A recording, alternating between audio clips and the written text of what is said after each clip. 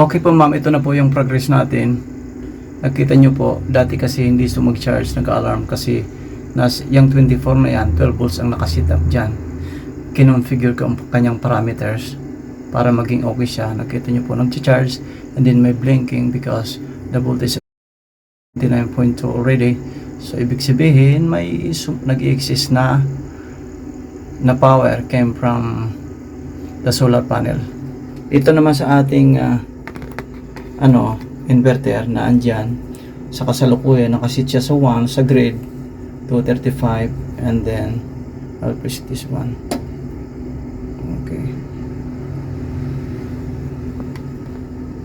Okay, oh sorry,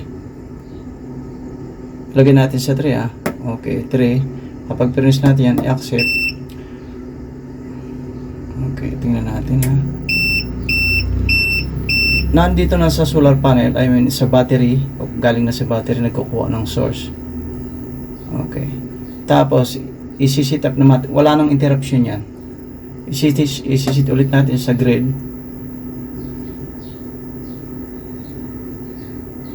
1 and then accept. Okay, lilipat dyan. Okay, ngayon nasa grid na siya. Ang susubukan naman natin, i-off natin ang grid. Mawawala ang 237 yan voltahe. I-off natin. Lilipat dyan sa battery na power off, automatic, UPS. Okay na yan. Yan, nagcha-charge siya while floating. See, okay, 29 and then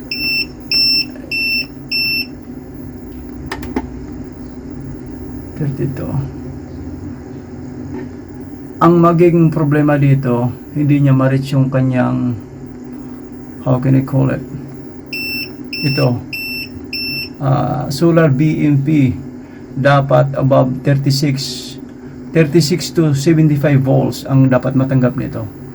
Ibig sabihin kailangan mag-add ng solar panel o kung anong solar panel sa taas na setup. Kailangan between the range siya para masulit natin. Okay, sabihin natin dito rin siya, kailangan din ang solar panel voltage yan lang. Yan, ang amperahe na andyan 29 ang volts ng battery. Okay na andyan.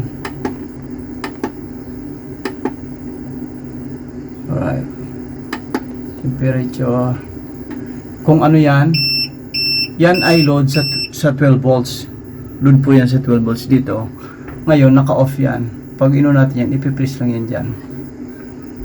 Okay, exit na natin. So okay na yan, nag-charge ang battery, nag-alarm siya. Ayan, pindot kong alarm para matigil ang alarm, mute na lang yan. Okay, so ibabalik natin ang power, grid ang power. Yan, babalik siya sa kanyang setting kung kailan grid ang nakalagay. Okay, kanya na muna. Ang battery po, natagpuan natin yan na ang battery natagpuan natin na 1.2 volts lang. Sinubukan natin i-recover. Hindi natin alam kung hanggang ilang oras siya na magtatagal, kung okay pa ba talaga yan. Pero ito, walang sira. Na-set up natin, ito walang sira. Tapos kulang lang ang set up ng solar panel, 32.1 volts. Sabihin natin 33 yung sayo na nakita ko. Tapos ang set natin ay 24 volts, dapat 36 to 75 volts. Yun yung average na talagang high peak na makukuha sa solar panel na power para i-boost dito. Hindi kasi pwedeng lagay niya ng ganito 24 volts dapat dyan, kasi ang setup ay 24 volts, and then if you can see this one 24 volts. Hindi mo kayang baguhin yan. Dito tayo sumunod, kaya kailangan dito ay 24 volts. Dati kasi ito wala yan, ayaw niya i-accept kasi ang setting niya. Okay po, gagawin ko ngayon, ito ililipat ko na sa output, tapos lalagyan ko nito ng supply para mag-work na ito ng maayos.